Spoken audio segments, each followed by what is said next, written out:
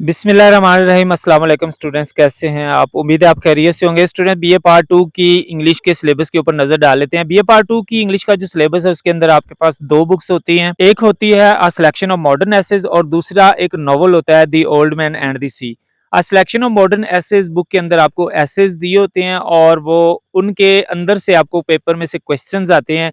3 questions आते हैं इस बुक के अंदर से और आपको 3 में से 2 के आंसर देने होते हैं डिटेल के अंदर। इसी तरह the old man and the sea जो बुक है इसके अंदर से भी आपको पेपर में 3 क्वेश्चन आते हैं और इन तीनों में से 2 के आपने कोई आंसर्स देने होते हैं डिटेल के अंदर। ये जो मेरे पास आप बुक देख रहे हैं a selection of modern essays की, बेसिकली एक टेक्स्ट बुक है। इसके अंदर एसेज दिए हुए हैं और उन एसेज के अंदर पीछे क्वेश्चन आंसर नहीं दिए हुए। आपने जस्ट ये देखना है कि अगर आपके पास कोई की बुक हो तो उसके अंदर जो क्वेश्चन आंसर्स हैं वो दिए होते हैं और उन क्वेश्चंस के आंसर आपको पता भी फिर चल जाता है कि किस तरीके से देने हैं, कितनी लेंथ उनकी रखनी है। वो आपके लिए बेहतर है कि आप इस टेक्स्ट बुक के साथ-साथ एक ई बुक भी लें, ताकि आपको क्वेश्चन आंसर्स की अंडरस्टैंडिंग हो जाए और आपको ये भी पता चल जाए कि कौन से क्वेश्चंस जो हैं इम्पोर्टेंट है और किस तरह के क्वेश्चंस अंदर से बनाए जाते हैं पेपर के लिए। और ये जो मेरे पास the old man and the sea की बुक देख रहे हैं आप, ये प्रोफेसर आफ्ताब अहमद की लिखी हुई है। बेसिकली ये की बुक है क्योंकि इसकी जो ओरिजिनल टेक्स्ट बुक होती है वो बाजार से बहुत कम मिलती है, तो आमतौर पे की बुक ही होती है। इसके अंदर आपको क्वेश्चन आंसर वाइज सारा कुछ बताया गया होता है, इसमें ट्रांसलेशन भी होती है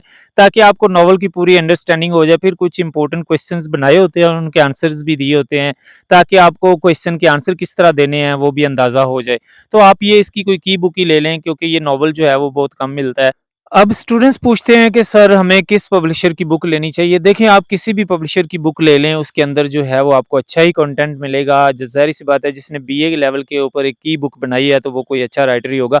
तो ये आप किसी की भी ले सकते हैं, लेकिन उसके डिपेंड ये करता है कि आपने ही मेहनत करनी है और आपने तैयारी करनी है, वो आपने खुद ही करनी है। स्टूडेंट्स, अब नज़र डाल लेते हैं पास्ट पेपर के ऊपर ताकि आपको पता चल जाए कि इन बुक्स में से किस तरह के क्वेश्चन आते हैं और कितने आते हैं। आप देखें जो पेपर का ये आपके सामने पेपर है, पास पेपर, इसी तरह का पेपर आपको यूनिवर्सिटी के एग्जाम में आता है। सेक्शन ए के अंदर आप देखें क्वेश्चन नंबर जो 1 है उसमें 3 क्वेश्चन दिए हुए हैं और ये तीनों सिलेक्शन ऑफ मॉडर्न एसेज की बुक से लिए हुए हैं और इनमें से आपने 2 अटेम्प्ट करने हैं, आप देख रहे हैं।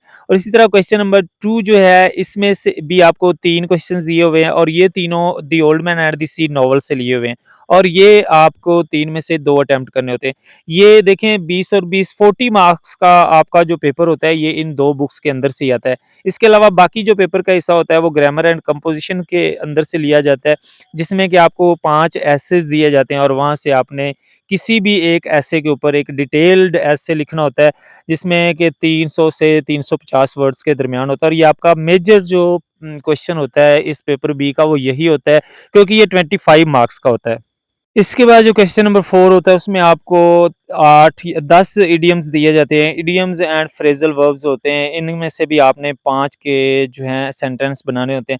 क्वेश्चन नंबर 5 में आपको 10 करेक्शन के लिए सेंटेंस दिए जाते हैं। ये जो 10 सेंटेंस हैं इनके अंदर कोई ना कोई ग्रामर की मिस्टेक होती है और आपने वो सही करके लिखना होता है। ये आपको इसमें 100% चॉइस होती है कि आपको 10 में से 5 की आपने करेक्शन करनी होती है। ये करेक्शन का बेसिकली इस सवाल का मकसद ये होता है कि स्टूडेंट्स की ग्रामर की अंडरस्टैंडिंग चेक करने के लिए ये क्वेश्चन दिए जाते हैं। क्या वो ग्रामर की गलती को पकड़ लेंगे या नहीं पकड़ेंगे, या उनको इस चीज़ का पता है कि नहीं पता कि ये चीज़ ग्रामर की फलां-फलां वर्ब जो या ये इस तरह की प्रीपोज़िशन कहाँ इस्तेमाल होती है। तो ये आपने ग्रामर की करेक्शन की एक्सरसाइज़ करनी होती है, इसमें ग्रामर की आपकी अच्छी अंडरस्टैंडिंग होनी चाहिए। इसके बाद क्वेश्चन नंबर 6 में स्टूडेंट्स आपको एक एप्लीकेशन या लेटर में से चॉइस मिलती है कि आपने एप्लीकेशन लिखनी है या लेटर लिखना है, दोनों में से आप कोई भी कर सकते हैं और ये आपका 15 मार्क्स का क्वेश्चन होता है और ये जो पेपर होता है ये 100 मार्क्स का आपका पेपर होता है। तो इस तरह जो आपका इंग्लिश का सिलेबस है बीए पार्ट 2 का, उसमें आपको ये 2 बुक्स के अलावा इंग्लिश की ग्रामर और फिर एसेज और फिर ये लेटर्स और एप्लीकेशंस भी याद करनी होती हैं। फिर इडियम्स वगैरह के भी सेंटेंस बनाने के लिए आपको आते हैं।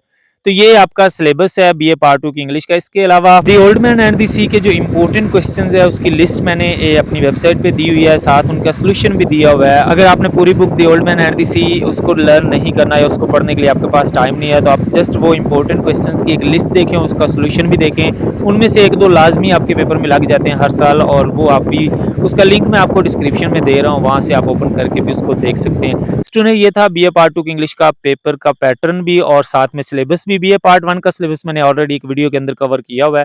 स्टूडेंट्स, आप इस तरह की वीडियोस देखने के लिए मेरा चैनल ज़रूर लाज़मी सब्सक्राइब करें ताकि आपको नए आने वाली वीडियोज़ जो हैं वो मिलती रहें। अपना ख़्याल रखें, अल्लाह हाफ़िज़।